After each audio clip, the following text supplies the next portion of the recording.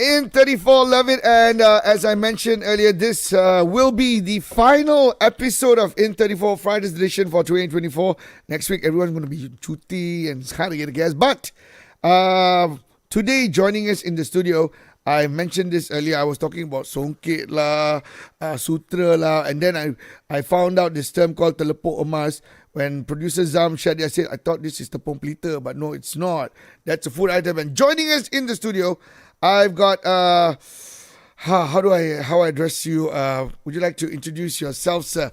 The man, hey, wait, kejap. For those of you watching us on YouTube Live and Facebook, great. But for those of you on TikTok, I need to flip the camera and then you know who I'm talking to. Hello, guys. Hi. We are all live now on TikTok as well on TRAXXfm Official. Sir, would you like to introduce yourself, please? Thank you very much, Didi, for having us this afternoon. My name is Abdul Aziz, co-founder of Langkasuka movement. Co-founder of Langkasuka movement, and the lovely lady in orange sitting across me, Puan Kamariah. Hi, I'm Siti Kamariah, Ahmad Subki. I'm a managing director of Yayasan Hasanah and trustee of Hasanah and also Think Siti, Yayasan Hasanah and... Wow, it goes on. And you're asking me how was my day. I should be asking you how was your day. I love my job. You love your job. I love my job. Well, was the drive here a bit susah? Was it traffic? Was it traffic we had bad? good music. Oh man, I've got nothing to give you guys. You know, kosong je my tangan. But thank you so much for making way because you guys are pretty much wrapping up our In 34 for Friday for the whole year.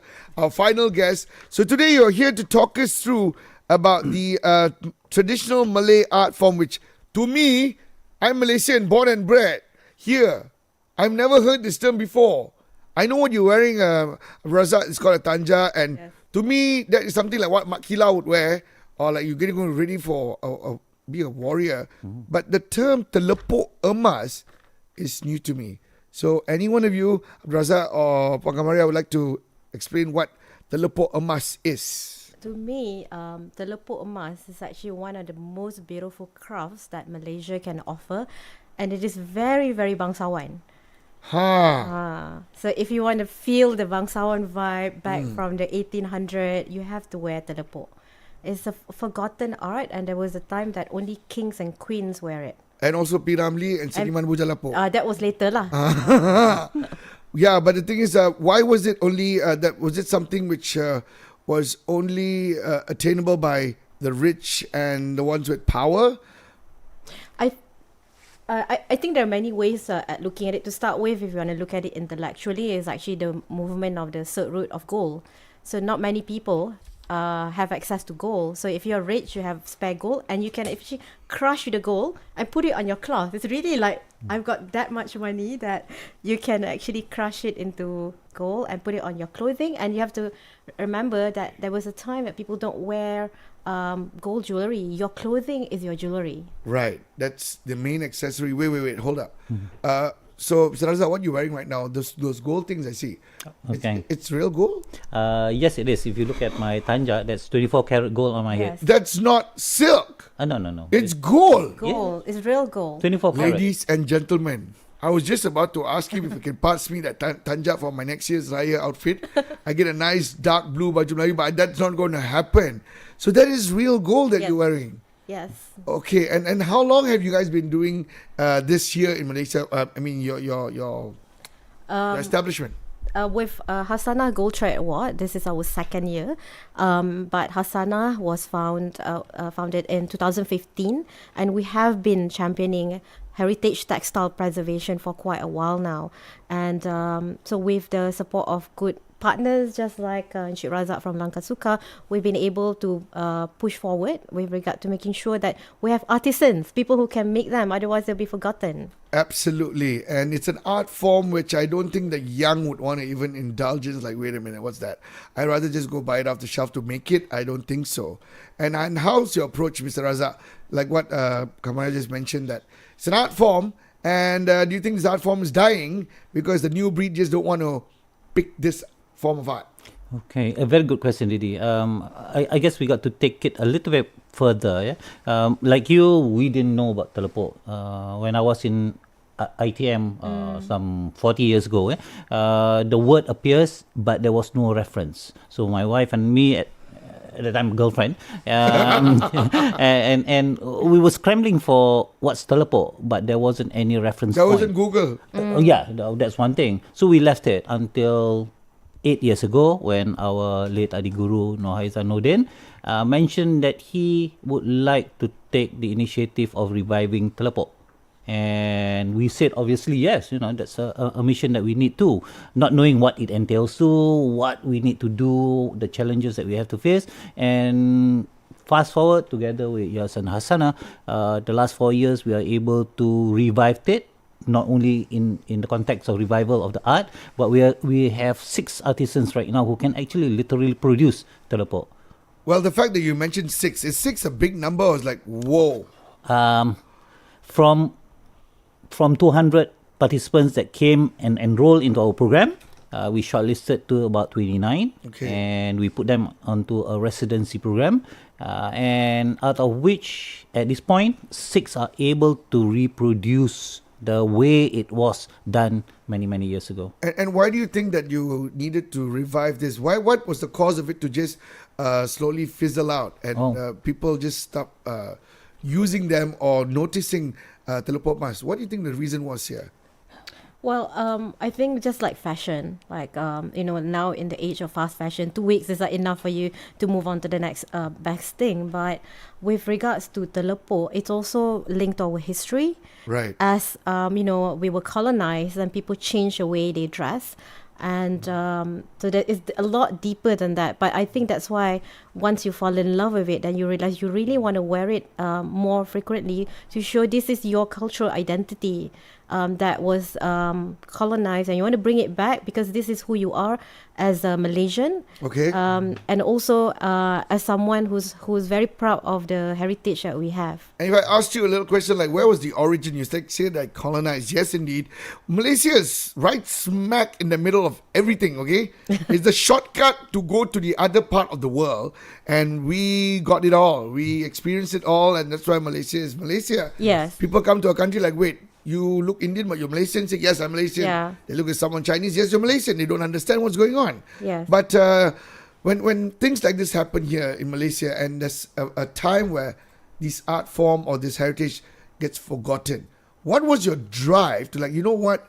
We need to bring this back up front and put it on a pedestal and spotlight on so that Malaysians know this. I can bet my last dollar. If I walk on the street right now and ask 10 people, you know what's Telepuk Emas? They will say no. Of course. Yes. Of course. It's something which, like we are aware that it's forgotten. Yeah? And once forgotten, there's no connection at all. So the first that came to our mind when we realized the need to do so is actually that connection. Like Siti says, it's our connection to our history. If there's no connection, who are we? Who are you, Didi? Who am I? Yeah. You know? Correct. Very true. So that's one connection. And that's so true because I actually inherited quite a number of teleport pieces from my great-great-grandmother. Wow. And as a child, I didn't know what it was. You didn't know it was gold? I didn't know it was gold. I didn't know that it was even called teleport. In fact, I inherited so many things like tekat benang emas. Stop. songket. What is that? So that's another art form. I'm from Perak. Okay. I knew it. I've got this theory. I'll talk about this later. Oh, yeah, you from Perak? No. I'm from KL. Oh, yeah, go on. So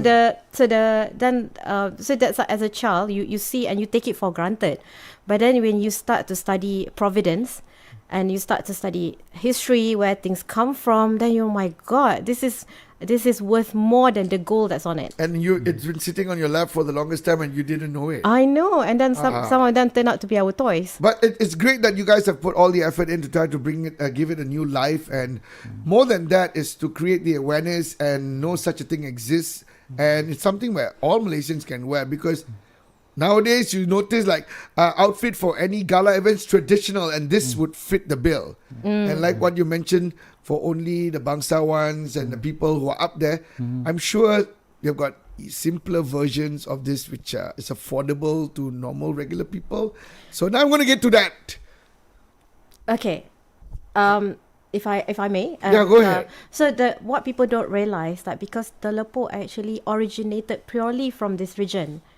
And even the gold came from here. The fabric, the gold, the way, the technique. You know that the first dry cleaning method was invented along with teleport.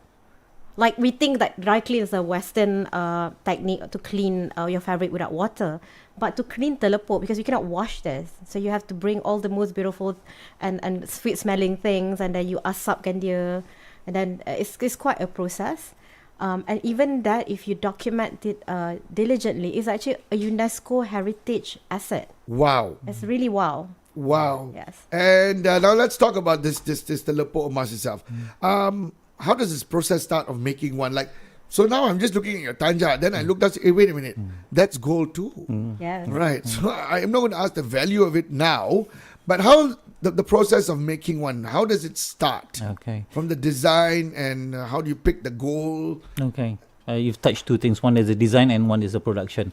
Generally, telepuk comes in 4 threads, and that's why telepuk is now deemed to be one of the most precious among the busanas compared to the other fabrics. Okay. One is in order to finish the product as in the telepuk, you have to understand the yarn, the fabrics, and the making of fabrics in order to apply the application later on. So that's one aspect of it, which is tenun. Second is That tenun, one I know. Okay. That's like silk weaving, right? Yes, it's literally weaving. Second is you have to understand a little bit on how to process your fabric into a surface that can actually apply the telepuk, which is called gilding. It's called calendering. Calendering. The Malay word is gerus. So there's a conch shell that you use. You literally sheen it until that It shines. it shines off. And, so and that it glows. that's correct. Yeah. So that's the second part. The third part is literally to carve the molds. You have to understand how you want to carve that. So it goes Molds. back into When you say molds, which part of this thing is The got wooden, wooden molds. Right. Like Okay. Oh, he's brought all something. the patterns are carved onto wood. sarang lah dia panggil Yeah. Okay. molds. Generally, it is in wood form. So the cover comes in to carve whatever molds the telepuk person orders, and generally it is very localized. For example, if it's Terengganu, dia ada cara-cara Terengganu tu. Okay. Yeah. Kalau in Perak, it's slightly different. Okay. Kedah is slightly different motifs. Yeah. So the motifs will differentiate the states.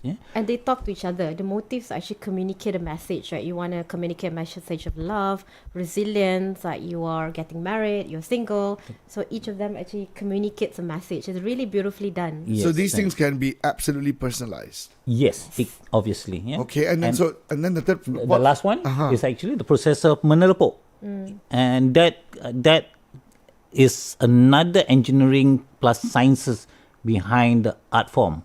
A is it has to be in a condition of atmosphere which is ideal, without wind and without aircon. At that time, there's no aircon. Yeah, perfect elements in balance. Okay.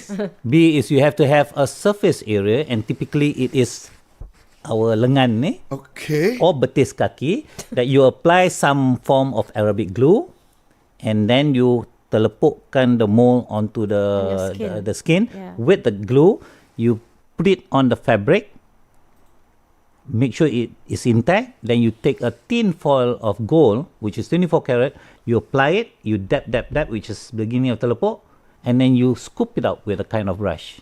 So that is a science to it, because why you put it on your skin, because you Alright. want the temperature to be consistent, and the most consistent temperature is your own body. Holy moly! Wait a minute. There's got no machinery involved. No. Hence, I don't think it can ever go into a production line because it has all that sciences. And it should never go to a production line. I think it should remain the way it is. And there's something spiritual about it too. When Okay.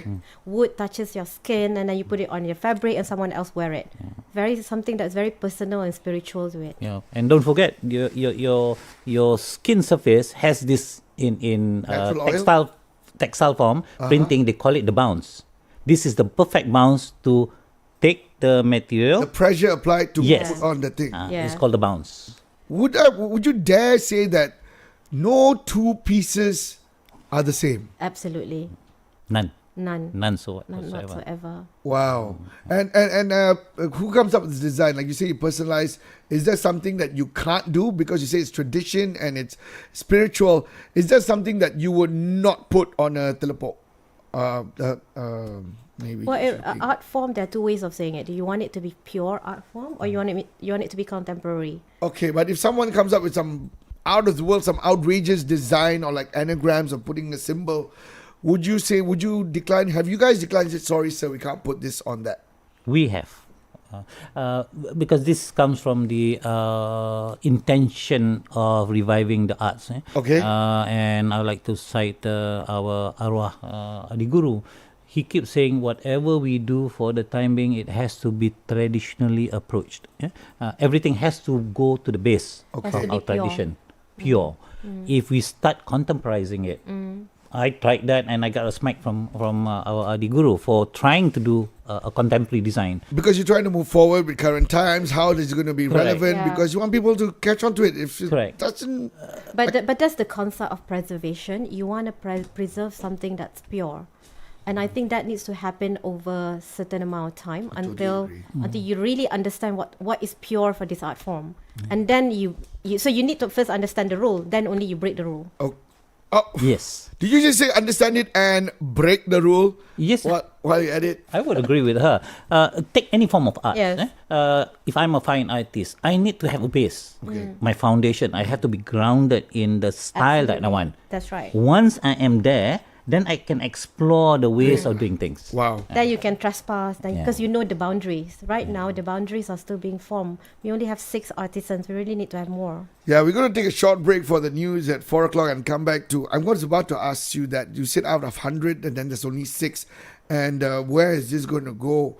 Because if there's 6 people, they need to share this knowledge and it's supposed to go down, pass it on from one generation to another. We're going to come back and have a chat with the guys. We're talking about Unveiling Telepuk Emas. Guys, they brought something. We're going to check it out soon, all right? Don't you go nowhere. TRAXXfm.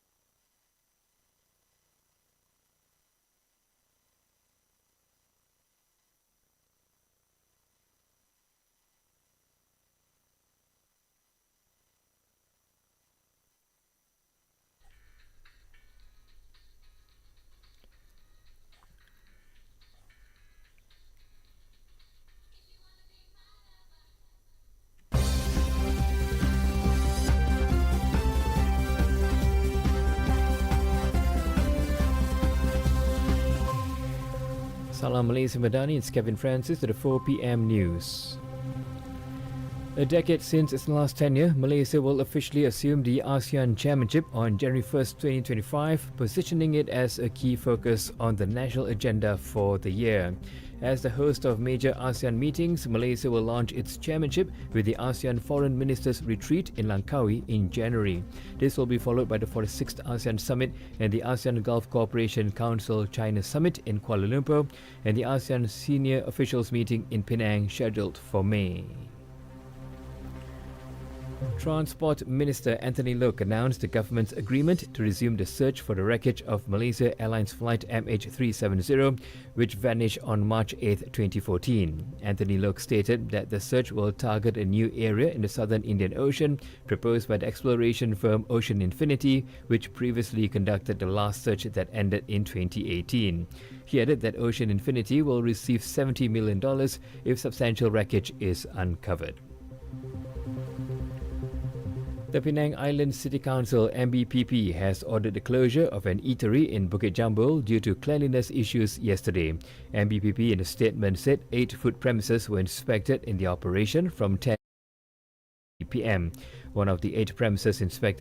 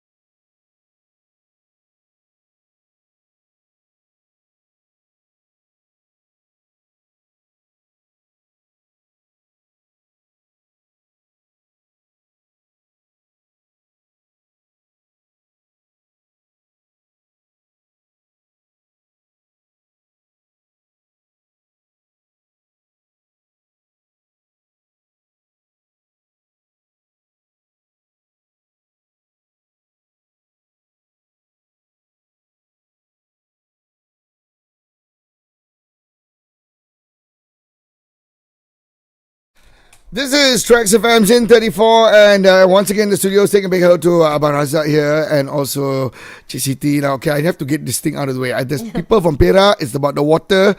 I don't know why everyone from Perak, especially the girls, they're all chantik. It's something in the water.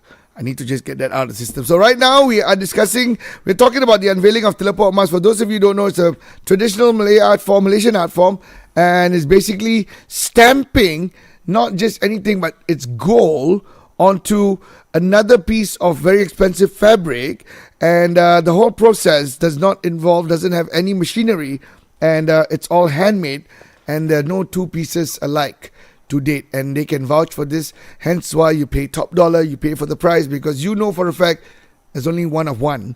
Yeah. Throughout the whole thing. So, earlier on this interview, you mentioned about out of hundreds of people, so I mean, there's 6 people are now your artisans. What's going to happen? The number 6 here is like quite worrying for me, because if these 6 people decide to not part their knowledge, even they wanted to, are people coming forth to pick up this talent? What we have to understand a little bit on the approach. It's like a funnel. Not everyone will do this. Not everyone can do this. So we got to like jump as many people, which we did. 200 in total. Right. We put them onto a program to introduce them to the art of telepuk. Okay. And from there, we shake the funnel a little bit, and 30 over comes out, and we say, okay, this 30 has chance of going to the next level. We put them onto a week with residency program in Terengganu by our late Adi Guru, and they went through a rigorous form of understanding nature, understanding motifs, understanding the art of carving, and eventually the telepuk. Once you go through that, again, not everybody could do it. Yeah. So then you siphon. Sekarang ni tinggal 6. Out of the 29, I believe 10 can do it. Yeah? But I guess the time is not right. Hopefully, so we have 6 at this moment that can actually produce of different scale. And the next level is to equip them more. Right. With a sense of responsibility, accountability, the need to go beyond, to understand layout. How do you lay out it? How do the orang-orang dulu produce fabrics that can go beyond the years? Why was it done in that manner? Arrangement of patterns and so on and so forth. All those has a base, the foundation. So we need to put them into a program in hope that hopefully the 6 will retain, and this will open up to others who wants to do it. Once they see that this is a cultural heritage, like you mentioned just now, it's going through the United Nations Heritage application, UNESCO. Yeah. Once that happens, we are the only country that has such a thing. Yeah. Then for whatever we do, we must protect this. Aren't you guys afraid about, like, out of this 200, then you shift through, you got 30, and then you moved on to 6. The people who never got selected or never moved forward, do you think they're going to give up on this? They need a driving force to keep pushing, because they say, hey, I tried and I never got selected. You know what? That's it for me, and I'm calling quits. Yeah.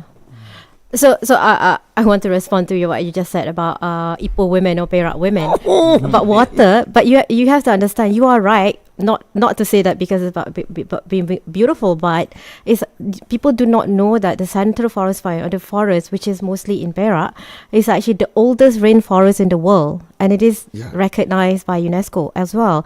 And that's where our heritage, our fabric, and our motifs came from the rainforest, from our biodiversity and all the plants and flora and fauna that we have. It's all inspired from there. So we are just uncovering the wealth of this nation. And you're saying that, yes, 200, only 6 people can do it.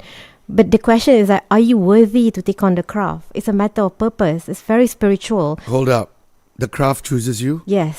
Suddenly they're all Jedi Masters lah. Yes. Wow. I had to put the reference there because I'm a huge Star Wars fan. But yeah, the art form chooses you. Yes. You have to be chosen because it's something that's pure, sacred.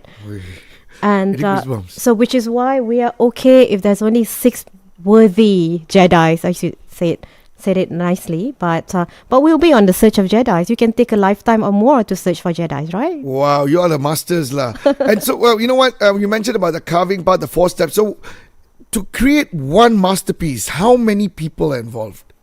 How many individuals? Okay, if you look at the 4 threads, then you can equate to 4. But generally, as designers, I think we got to have another figure, which is the choreographer, the one that decides and designs the whole thing. This is the ecosystem. So these things exist in an ecosystem, just like any production. You are hosting, but there's so many people who are supporting you. Right. Similarly with telepuk, you need to have the designer, the fabric maker, the dye maker, and then also the fibers. So the whole ecosystem need to be built along with it. And that's part of our work at Yayasan Hasanah, to make sure that the likes of the late Adi Guru, Razak, and also Razak, they are fully supported in a very strong ecosystem. Lovely, lovely. Your backbone, your foundation, your support system, that's great. So where do you all see yourself in 10 years?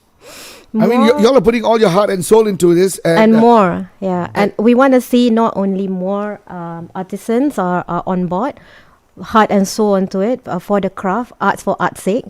At the same time, we want to make sure that the ecosystem is developed along in tandem, and we want to bring the whole nation, everyone, to crowd in and put their hands in. I know that people put a lot of effort and attention on batik, but we have to understand that You telepuk read my mind. Telepuk is precious. It came from this part of the world, from Nusantara. And I have to give you another. Imagine there was a time we were a trading nation where race and creed does not matter if you're a trader. And this is where Telepuk actually transcends all boundaries. Means that it can be worn not just by people of any creed. Anyone can wear it because we are a trading nation.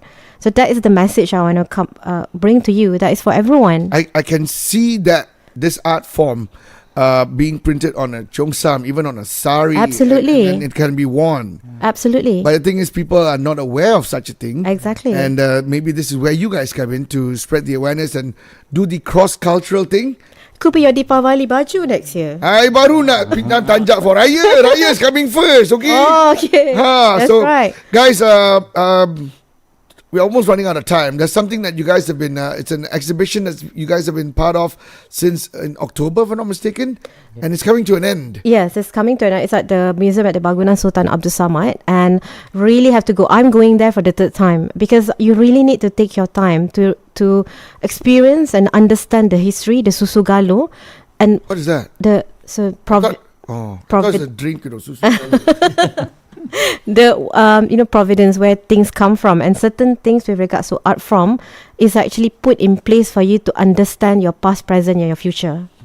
Wow. So that's happening when it ends on the 31st of December. So good Christmas break and go and pop over to the exhibition to understand who you are and what you can be. And Mr. Razak, your advice or your message to Malaysians listening. I mean, some people want to retire early and they don't know what to do. But you know what? Maybe it could be their calling, because the moment you said it's spiritual, it picks you.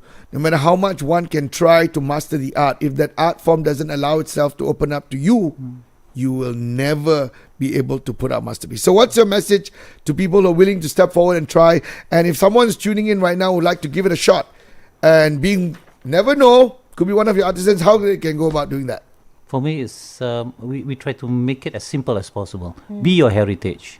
Start with that. Yeah? If you're able to experience your own heritage and you have a target to be the heritage that you want to be, then things will start spiraling in hope that, all spiritual things will align, and that is a calling for you. And things will just happen and flow. If you guys offer classes? We do, and we want to do more classes, and we want to also expand it to regions that we have not covered. Like it doesn't have to be a peninsula. It could be Sabah Sarawak doing telepuk. So it's really transcending Of boundaries. course, Sabah Sarawak, their cultural heritage is wow. Yeah. Yeah. That's why hence cross-cultural thing would definitely work here. What is the book that you guys brought before I leave you? Okay. Is there something that anybody can buy? What's that? Yes, of course. This first copy is the Bahasa version of our research. It took us about 2 years to produce the book. Right. And it covers from the introduction to the pieces that we have, including some of the sketches of Adi Guru, Nohaiza. And you can see that those are like hand-drawn sketches. Really Wow. precious, and it really also tells you where the motifs came from, and different states have different motifs. And like I told you, it's a communique. And we used to communicate a lot more elegantly, subtly, not on your face. And Okay. yeah, so interesting read and very accessible. You can get this Yes. book at the museum. That's also, correct. Yeah. Which museum? Negara? The Jabatan Museum, and also when you go to the exhibition at the Bangunan Sultan Abdul Samad, we have. Oh, that's the textile museum somewhere, Yes, right? the textile museum. Right. Okay. Yeah. Yeah. Correct. Okay. And Didi, this is the second book, which is in English version, an updated version. Tomorrow morning is going to go on print. Yeah. You mean it's not out yet? Not No, out yet. this is called the digital print proof. Oh, yo, guys! This is an honor to actually hold on to this. So you're the first one to hold that piece. Yeah? But it's not mine, guys. It's not mine. Yeah, and Wow. the English version carries updated info and pieces that we have garnered from the various museums and galleries around Malaysia, which some of them are being exhibited in Personal Teleport exhibition in MTN. You know, this thing here is priceless. No, thank you for letting me even hold this. It's not even available. Our pleasure. Thank you so much, guys. If you want to follow you guys on Instagram, how do you all go about doing it? Is the handle right there already? Zam, Instagram.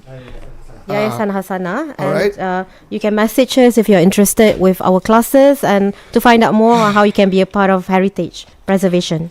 Thank you so much, Mr. Razak. You're most welcome, Alright, Didi. thank you so much You're for making welcome. time in your tight schedule. And of course, for those of you wondering that their guru, the master who they just mentioned throughout, he just passed on a few days ago. So may his Yesterday. soul rest in peace. Thank you for the art form. Thank you for sharing and spreading the love and joy. And I just have the feeling that you guys are going to be international somewhere next year. We Inshallah. want to be UNESCO Heritage recognized for You will get Teleport. that. Yeah. You will get that, and I will see you soon on probably a different level now. Happy New Year in advance, and wishing you all the best. Same to Happy you, Didi. holidays. Thank you very Thank you. much. Thank you. This has been another edition of In34. This is me, Double D, TRAXXfm.